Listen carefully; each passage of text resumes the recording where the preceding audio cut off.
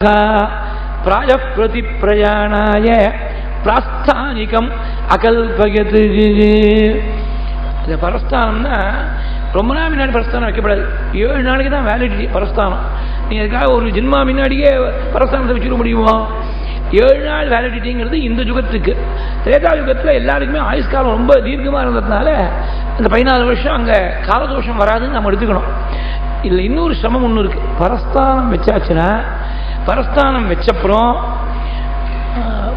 யாத்திரை கிளம்புறதுக்குள்ள மழை பெஞ்சா அந்த பரஸ்தானம் வேலிட் இல்லை. நாங்கள் மாட்டில் ஏதோ பரஸ்தானம் ஏதோ பொட்டி வச்சு நாங்கள் மாட்டில் போயிருந்தோம்.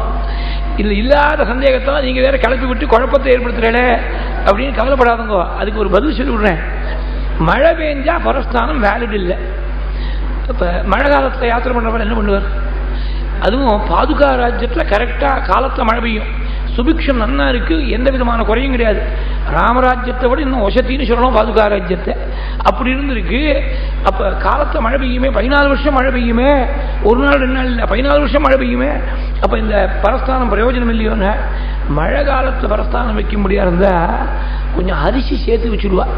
வச்சா சொர்ணமோ அரிசியோ சேர்ந்து விட்டா மழை பெஞ்சாலும் தோஷம் இல்லை அப்படின்னு சம்பிரதாயம். நாம இருந்தால் அரிசி வைப்போம், நமக்கு அரிசி தான் கட்டுப்படி ஆகும், சொர்ணம் கட்டுப்படி ஆகாது. சுவாமிக்கு அந்த பாதுகையிலேயே சொர்ணம் இருக்கு. பாதுகே ஹேமபூஷிதே அப்படின்னு இருக்கு. சரி, ராகு காலத்தில் கிளம்ப வாழலாங்கிறதுக்காக பரஸ்தானம் வைக்கலாம்னா யமகண்டத்தில் கொண்டு போய் பரஸ்தானம் வைக்கலாமா?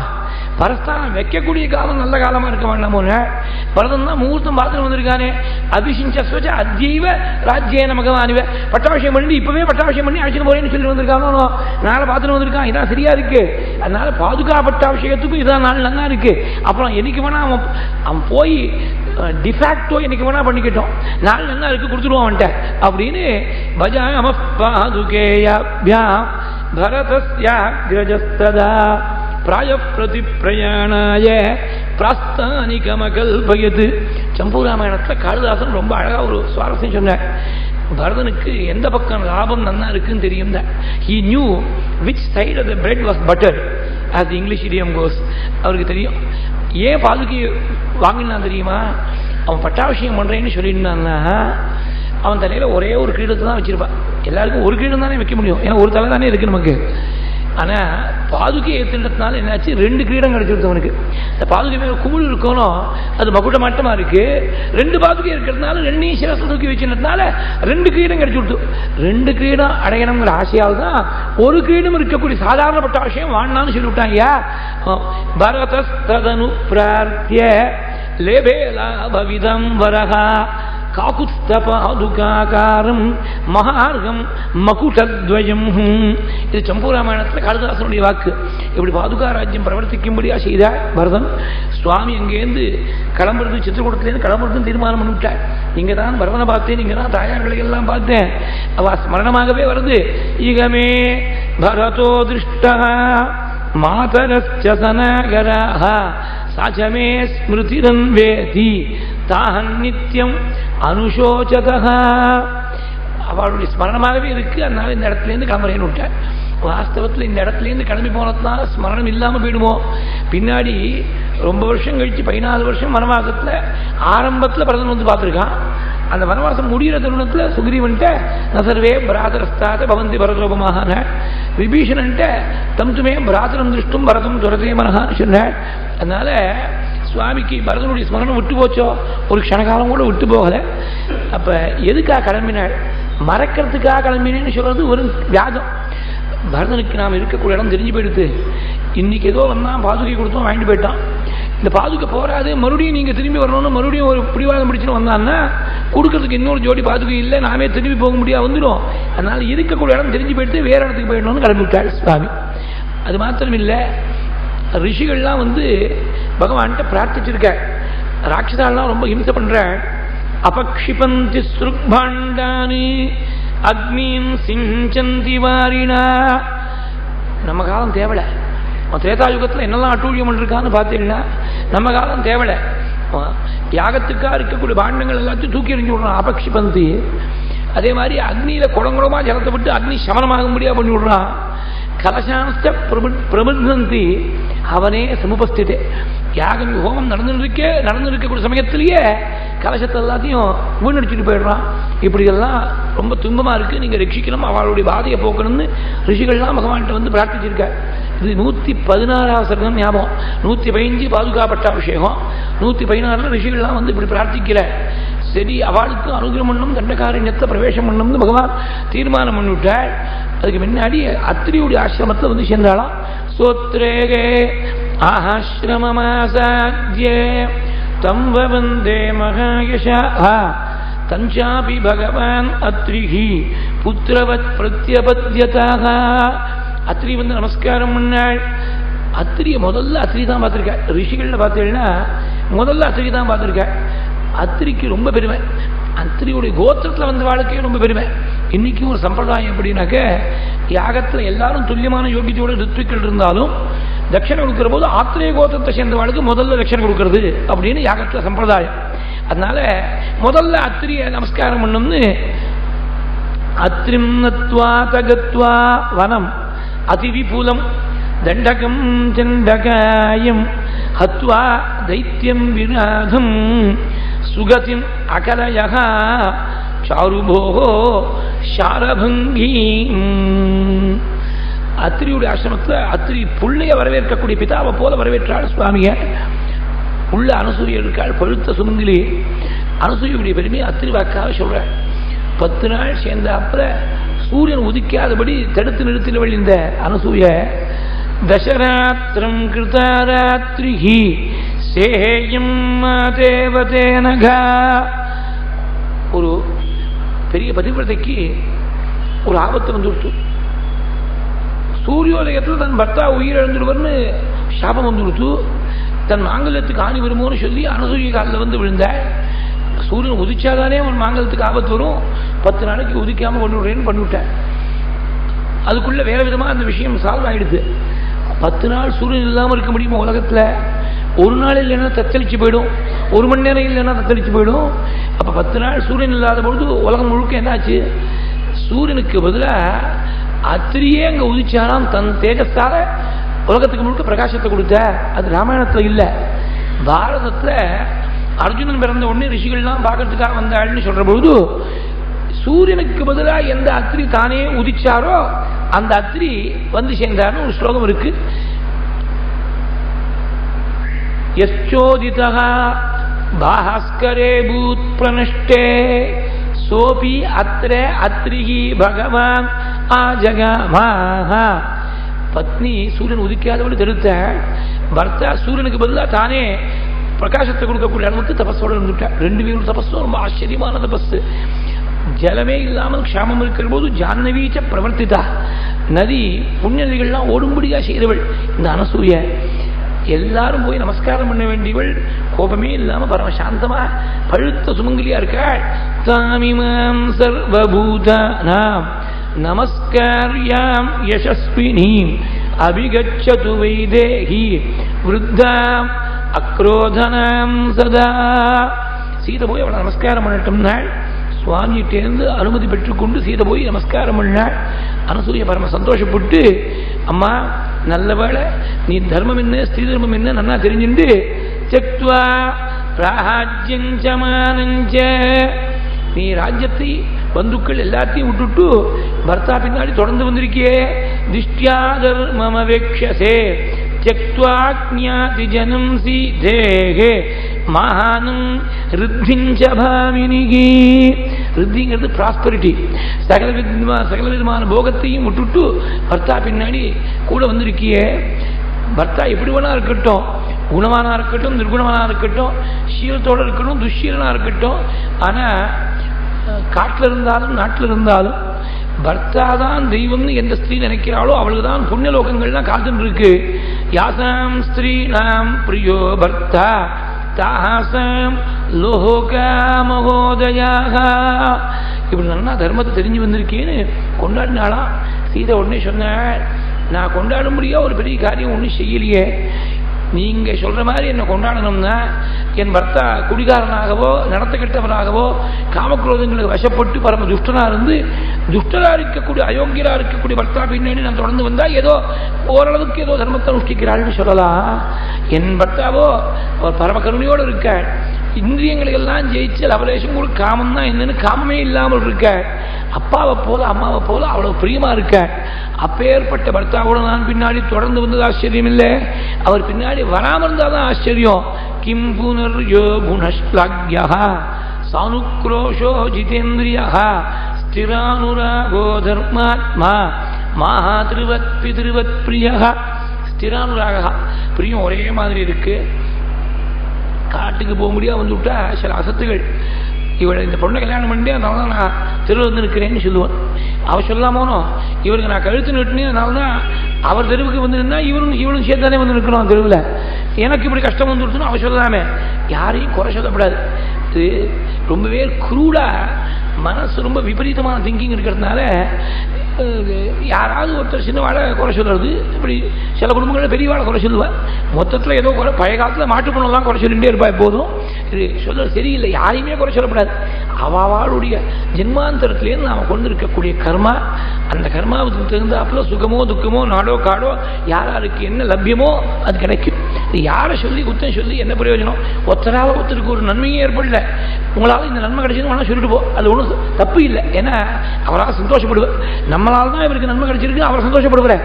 வாஸ்தவத்தில் அப்படி இருக்கோ இல்லையோ, ஒரு ஜீவன் சந்தோஷப்படுறதும் சொல்லிட்டு போ. தப்பா மாத்திரம் உங்களால் தான் நான் கஷ்டப்படுறேன்னு சொல்லப்படாது, யார்கிட்டையும் சொல்லப்படாது. இந்த மாதிரி சில குழந்தைகள் போய் புக்காத்துக்கு ரொம்ப கஷ்டப்படுவது அந்த குழந்தைகளை குத்தம் சொல்லி பிரயோஜனம் இல்லை.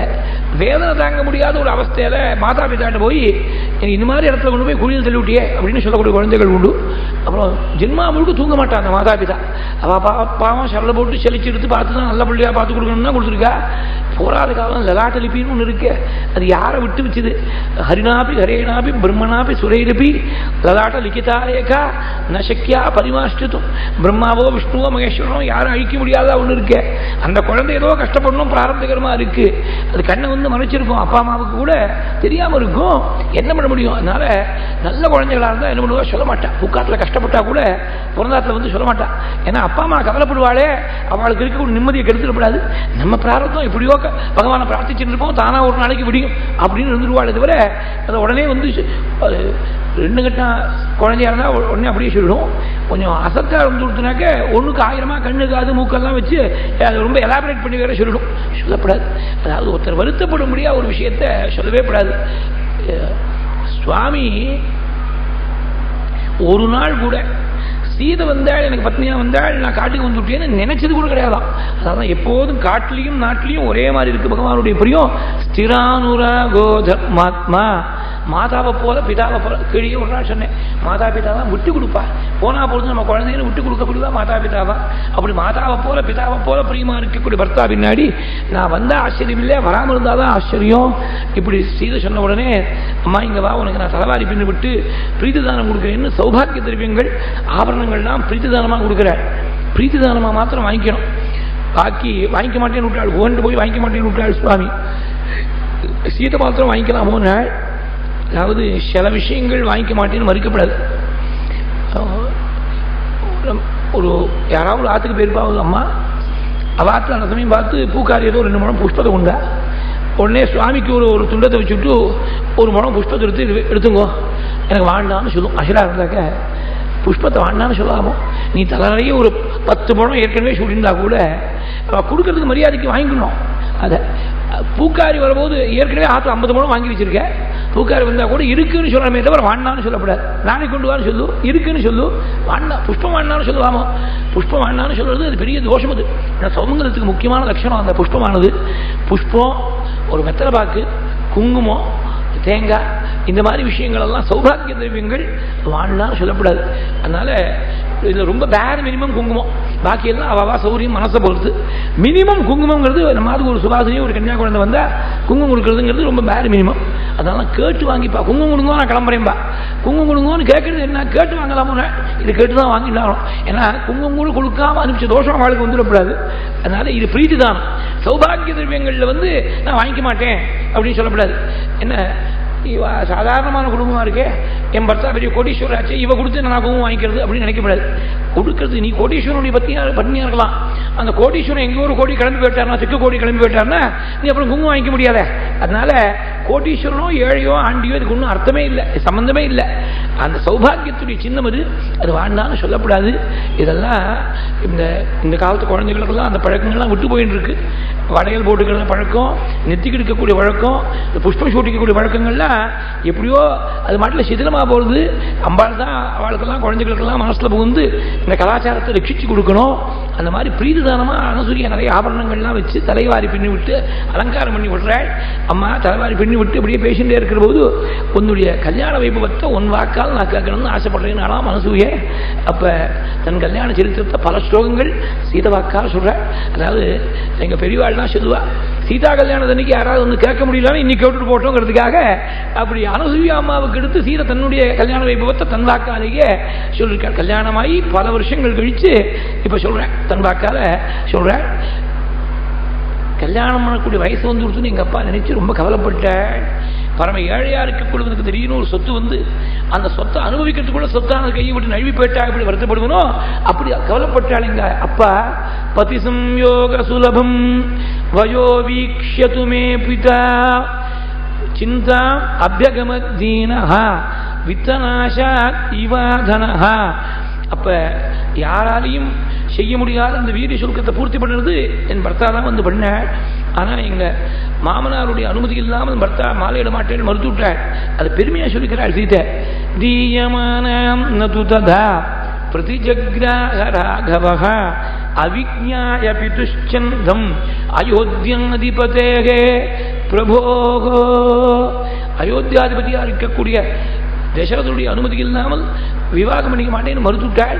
அப்புறமா மாமனார் வந்து அனுமதி கொடுத்தப்பறம் தான் விவாகம் நடந்தது, பரம மங்களமாக நடந்தது. அவிஜ்ஞாய பிது சந்தம்னு இருக்கு. அப்பாவுடைய வார்த்தையை வேத வாக்காட்டமாக நினைச்சாலாம் சுவாமி, அதனால தான் அவிஜ்ஞாய பிது சந்தம் அப்படின்னு இருக்கு. இப்படி சீதை தன் வாக்கால் சொன்னாள். உடனே அங்கேருந்து அத்திரி அனசூய இடத்துலேருந்து விடை பெற்றுக்கொண்டு அனுமதி பெற்றுக்கொண்டு கிளம்பி தண்டகாரண்யத்தில் பிரவேசம் பண்ண போகிறாள் சுவாமி.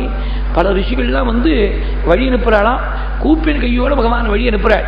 இதி வதைஹி பிராஞ்சலிபிகி த்விஜாதிபிகி தபஸ்விபிகி கிருதஸ்வஸ்யயன பரந்தபஹ வனம் சபார்யஹ பிரவிவேஷ ராகவஹ சலக்ஷ்மணஹ சூரியைவ பிரமண்டலம். சூரியன் மேகமண்டலத்துக்குள்ள மறைஞ்சு போற மாதிரி தண்டகாரண்யத்தில் சுவாமி லக்ஷ்மணோட சீதையோட சேர்ந்து மறைஞ்சு போறாள். பிரவிஷ்யது மகாரண்யம். இது அயோத்தியா காண்டத்து கடைசி ஸ்லோகம். சூரியைவா பிரமண்டலம்னு முடிகிறது. அடுத்த ஸ்லோகம் ஆரண்ய காண்ட ஆரம்பம். இன்னைக்கு நமக்கு திருதின தினம் அப்படி இல்லை. பிரவச்சனத்தில் 3 காண்டங்களுடைய ஸ்பர்ஷம். அயோத்தியா காண்டம் முடிஞ்சு போயிடுது, அரண்ய காண்டம் முடிச்சு கிருஷ்ணா காண்டம் ஆரம்பிக்கணும் போலும் திருதின ஸ்பிரிக்காட்டமாக இருக்கு. நம்ம உபன்யாசம் அப்படி இருக்கு. பிரவிஷ்யது. இதுக்கு முன்னாடி நடந்த நவாகத்தில் பாராயணமும் அப்படி இருந்தது, பிரவச்சனமும் அப்படி இருந்தது. அன்னைக்கு இதே மாதிரி தான் அயோத்தியா காண்டத்தில் பாதுகாப்பு விஷயம் மட்டும் சொல்லிவிட்டேன் முதல் நாள். அதுக்கு மேலே இந்த 4 சர்க்கம் சொல்லி அரண்ய காண்டம் சொல்லி மேலே சாரா ஹிதோபதேசம் வரைக்கும் தான் அன்றைக்கி பிரவச்சனத்தில் சுவாமி கொண்டு சேர்த்தார். அன்றைக்கி கிஷ்கிந்தா காண்டத்தில் ஒரு 1/2 மணி நேரம் பாராயணம் பாக்கி இருந்தது. கிஷ்கிந்தா காண்டம் 1/2 மணி நேரம் படித்து சுந்தரகாண்டம் முழுக்க பாராயணம் பண்ணி அப்புறம் யுத்த காண்டத்தில் முதல் சர்க்கமும் பாராயணம் காலத்தால் நடந்தது. திருதினஸ்பிற்கு பாராயணத்தையும் திருதினஸ்பிற்கு பிரவச்சனத்தையும் அப்படி இருந்தது. இன்றைக்கி அப்படி இல்லை. இன்றைக்கி பாராயணத்தில் 2 காண்டம் தான் ஸ்பர்ஷம். சுந்தரகாண்டம் முடிஞ்சு யுத்த காண்டம் முதல் சர்க்கம் தான். இந்த பிரவச்சனத்தில் மாத்திரம் 3 காண்டங்களுடைய சம்பந்தம் இருக்க முடியாது சுவாமி செஞ்சிருக்க. அது இன்னொரு சுவாரஸ்யம் என்னன்னாக்க மொத்தமாக பார்த்தீங்கன்னா 5 காண்டத்துடைய ஸ்பர்ஷம் இன்னைக்கு.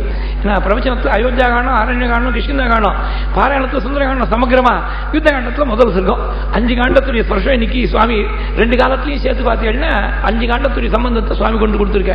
பிரவிஷ்யது மகாரண்யம் தண்டகாரண்யமாத்மவானி ததர்ஷ ராமோ துர்தர்ஷஹ தபசாசிரம மண்டலம். தபஸ்வருடைய ஆசிரமத்தெல்லாம் பார்க்கிறாள்.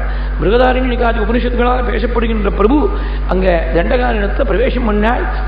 ரிஷிகள், பலவிதமான ரிஷிகள், ரொம்ப கடுமையாக நியமத்தை அனுஷ்டிக்கக்கூடியவாள்.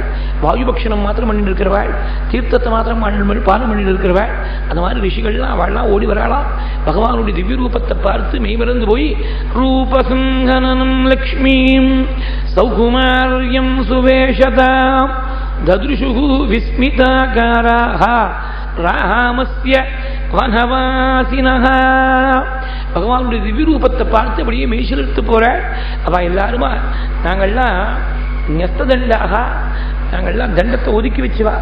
யாருக்கும் ஹிம்சை பண்ணப்படாதுங்கிறதுனால ஹிம்சாத்மகமான எண்ணமே இல்லாமல் பரிபூர்ண அஹிம்சா தர்மத்தை அனுஷ்டிக்கக்கூடிய துறவிகள்.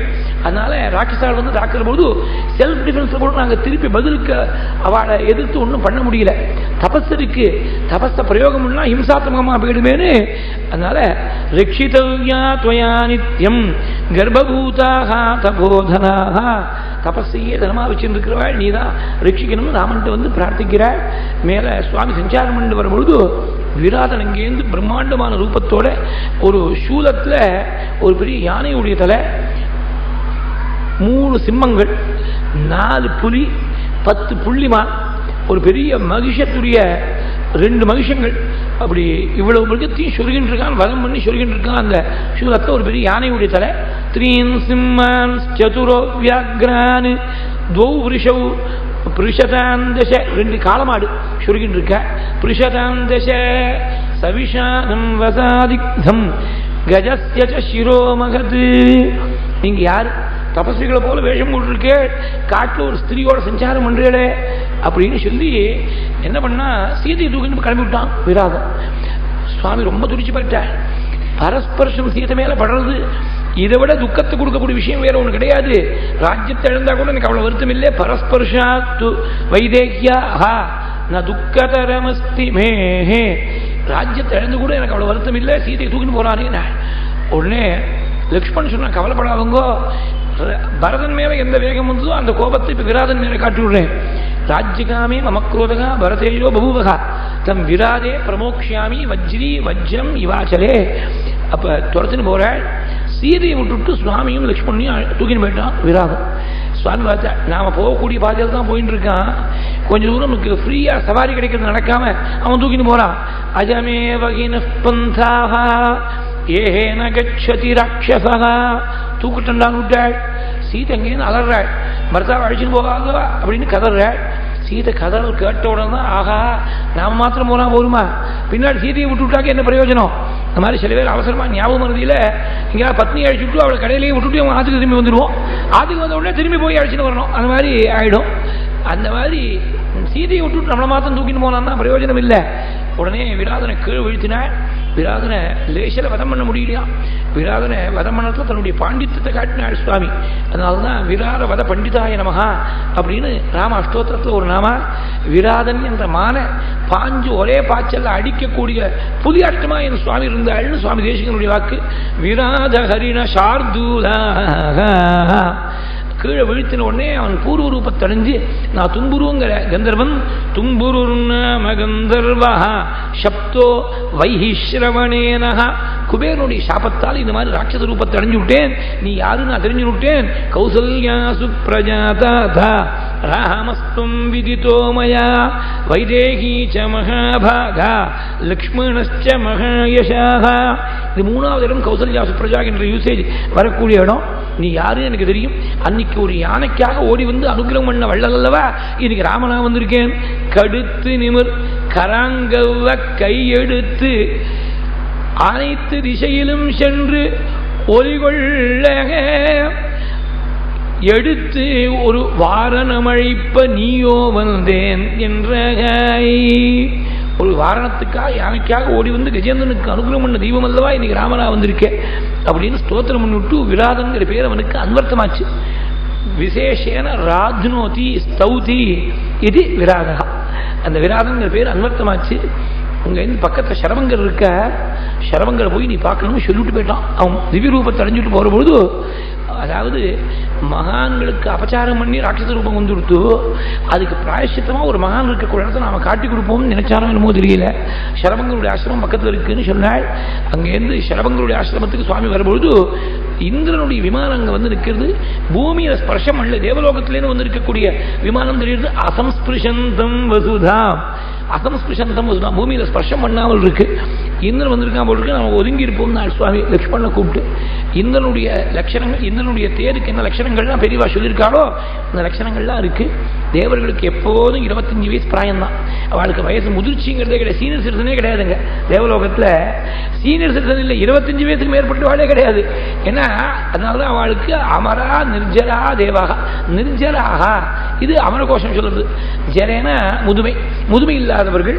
அந்த சரவங்கரை பார்த்துட்டு இன்னும் திரும்பி வர சரவங்கர தேவலோகத்துக்கு அழைக்கிறதுக்காக நேரடியாக வந்திருக்க இந்திரன் வந்திருக்கான் விமானத்தில். சரவங்கர் சொன்னாலாம், பிரபு ராமன் வர போற, ராமன் விட்டு நான் வரமாட்டேன், எந்த லோகமாக இருந்தாலும் வரமாட்டேன்னு சொல்லி அனுப்பிச்சுட்டேன். இந்திரன் திரும்பி கிளம்பி போயிட்டேன். இந்திரன் கிளம்பி போன அப்புறம் சரவங்கரை போய் சுவாமி தரிசனம் பண்ணேன். இப்பதான் இந்திரன் வந்துட்டு போனா நான் வரமாட்டேன்னு சொல்லிவிட்டேன். பிரம்மலோகம் நகச்சாமி துவாம் அதிருஷ்டுவா பிரியாதிதிம். அதிதி தெய்வமா பாவிக்கணும்னு சொல்லியிருக்கா. தெய்வமே அதிதியா வந்திருக்கு உன் ரூபத்துல. உன்னை பார்க்காம எனக்கு பிரம்மலோகம் வேண்டியிருக்கா. நான் என்னுடைய தபஸால பல லோகங்கள், பிராமியாச்ச நாகபிருஷ்டாச்ச, நாகபிருஷ்டங்கிறது தேவலோகம், பிராமியாச்சன்னு சொன்னாக்க பிரம்மலோகம். அந்த மாதிரி பல லோகங்கள் தபஸால் நான் ஜெயிச்சிருக்கேன். அந்த லோகங்கள்ல நீ சீதையோடு சேர்ந்து சௌக்கியமா சஞ்சாரம் பண்ணலாமே. நானே சுயமா அந்த லோகங்களை சம்பாதிக்கணும்னு நினைக்கிறேன்னு விட்டாள் சுவாமி. அதாவது சரவங்கரை போல ஒரு பெரிய மகா தபஸ்வி கொடுத்தா கூட வாங்கிக்கிறது சத்திரிய தர்மம் இல்லைங்கிறதுனால நானே சம்பாதிக்கணும்னு நினைக்கிறேன். நீங்க கொடுத்து நான் வாங்கிக்க முடியாதுன்னு சொல்லலை, நானே சம்பாதிக்கணும்னு நினைக்கிறேன்னு சுவாமி சொன்னோம்னே அவள் மகானும் அவளுக்கும் தெரியும், சுவாமி ஏற்றுக்க மாட்டான்னு தெரியும். நம்ம சொல்ல வேண்டியது நம்முடைய தர்மம் அப்படின்னு தான் அர்ப்பணம் பண்ண பலன் தனக்கு இருக்குங்கிறதுனால அர்ப்பணம் பண்ணி விட்டேன். சுவாமி சத்திரிய தர்மத்தை அனுசரித்து ஏற்றுக்கல.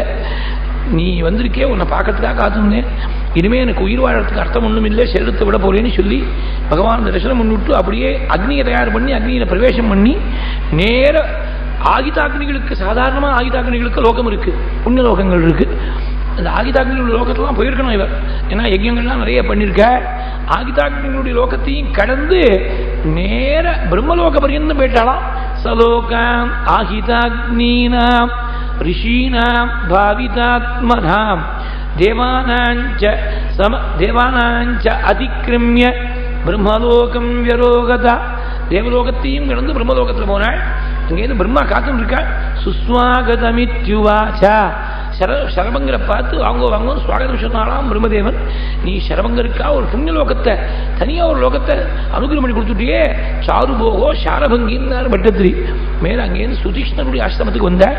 சுதீக்ஷ்ணனும் இதே மாதிரி தேவர்கள்லாம் வந்து அழைத்து தஸ்மரணம் ஜெய ஜெய ராம ராம. ஸ்ரீ சத்குரு சுவாமினஹ ஜெய, ஆஞ்சநேய சுவாமினஹ ஜெய.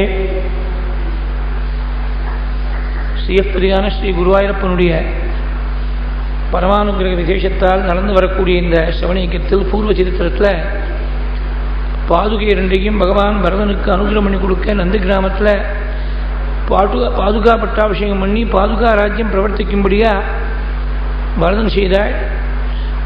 அத்திரி அனசூயோடைய ஆசிரமத்தில் வந்து அனசூயாதேவிக்கு சீதை தன் கல்யாண வைபவத்தை சொன்னாள். அது இன்னைக்கு அமைச்சது ரொம்ப விசேஷம். ஏன்னா இன்னைக்கு பங்குனி உத்திர புண்ணிய காலம், முருகனுக்கு மாத்திரம் பெருமை இல்லை, அது சீதா கல்யாணம் ஏற்பட்ட தினம். அதனால தான் இன்னைக்கு சுவாமி புறப்பாடு கோவிலில் கல்யாண உற்சவத்தை பிரமாணமாக வச்சுருந்தா இன்னைக்கு சுவாமி புறப்பாடு ஏற்பாடாயிருக்கு. அந்த சுதினத்தில் தன் கல்யாண வைபவத்தை ஜெகன்மாதா தன் வாக்கால் அனசூயாதேவிக்கு எடுத்து சொன்ன வைபவத்தை முதல் காலத்தில் பார்த்தோம். அதுக்கு மேலே தண்டகாரண்யத்தை பிரவேசம் பண்ணி விராதன வதம் பண்ணி சரபங்கருக்கு சத்கதியை கொடுத்து சுதீக்ஷ்ணரை தரிசனம் பண்ணி பல ரிஷிகளுடைய ஆசிரமத்தில் பற்பல மாதங்கள் சுவாமி வாசம் பண்ணி வரப்போகிறாள். ரிஷிகளுக்கெல்லாம் அபயப்பிரதானம் பண்ணாள். சீதாதேவி இது தர்மமா அப்படின்னு சந்தேகப்பட்ட பொழுது, உயிரிழந்தாலும் இழப்பேன், உன்னை விட்டாலும் விடுவேன், சீதை லக்ஷ்மணன் விட்டாலும் விடுவேன். இந்த 3 வார்த்தைகள் எப்படி இருக்குன்னா, அப்பியகம் ஜீவிதம் ஜக்கியாம் துவாம் வா சீதைய சலக்ஷ்மணா. எந்த ஒரு ஜீவனுக்கும் ரொம்ப பிரியமா இருக்கக்கூடாது உயிர், அந்த உயிரை விட்டாலும் விடுவேன், சொன்ன வார்த்தையை விட மாட்டேங்கிறார் சுவாமி. உயிரை விட பிரியமான விஷயம் சீதை. அதனால அடுத்தாப்புல துவாம் வா சீதை, சீதையை விட பிரியம் மற்ற பிரியதரோ நித்தியம் ராதா ராமஸ்ய லக்ஷ்மணான்னு. லக்ஷ்மணன் தான் சீதையை விட ராமனுக்கு ரொம்ப பிரியம். அதனால சலக்ஷ்மணா மேல கடைசியில் லக்ஷ்மணா சொல்லியிருக்க. லக்ஷ்மணன் விட்டாலும் விடுவேன். நது பிரதிஜாம் சம்ஸ்ருத்ய பிராமணேபியோ விசேஷதா. சொன்ன வார்த்தைக்கு மீற மாட்டேன், அதுவும் பிராமணோத்தமர்களுக்கு கொடுத்த வார்த்தையை ஒரு நாளும் மீற மாட்டேன்னு சுவாமி இப்படி சீதைக்கு இதனுடைய தீர்மானத்தை ஊர்ஜிதப்படுத்தினார் என்று சொல்லி கொஞ்ச நாள் முன்னாடி பூர்த்தி செய்தோம். பல ரிஷிகளுடைய ஆசிரமத்தில் பல மாதங்கள் வாசம் பண்ணி வரக்கூடிய பிரபு சுதீஷ்ணனுடைய பிரார்த்தனைக்கு இணங்கி மறுபடியும் சுதீஷ்ணனுடைய ஆசிரமம் வந்து சேர்ந்த அகஸ்தியருடைய ஆசிரமத்துக்கு நான் போகணும்னு ஆசைப்படுறேன், அந்த மார்க்கத்தை நீங்கள் சொல்லணும்னு சுதீஷ்ணத்தை கேட்டார். அகஸ்தியருடைய ஆசிரமத்துக்கு போகக்கூடிய வழியில் அகஸ்தியருடைய பிராத்தாவை பார்த்து, அகஸ்தியருடைய தம்பியை பார்த்து, அப்புறம் அவர் மூலமாக அண்ணாவுடைய ஆசிரமத்துக்கு போகக்கூடிய இடத்த தெரிஞ்சுட்டு, அகஸ்தியருடைய ஆசிரமம் ஏராளமான தபஸ்விகள்லாம் இருக்கக்கூடிய இடமா இருக்குது. அங்கே அகஸ்தியருடைய ஆசிரமத்தில் யாரும் அசத்துகள் பொய் சொல்லக்கூடியவா கிட்டக்க வர முடியாது. மிருஷாவாதி பொய் சொல்லக்கூடியவன் கிட்டக்க வர முடியாது. தப்பான எண்ணம் இருக்கக்கூடியவன் கிட்டக்க அணுக முடியாது. அவ்வளோ சுத்தமாக இருக்குது.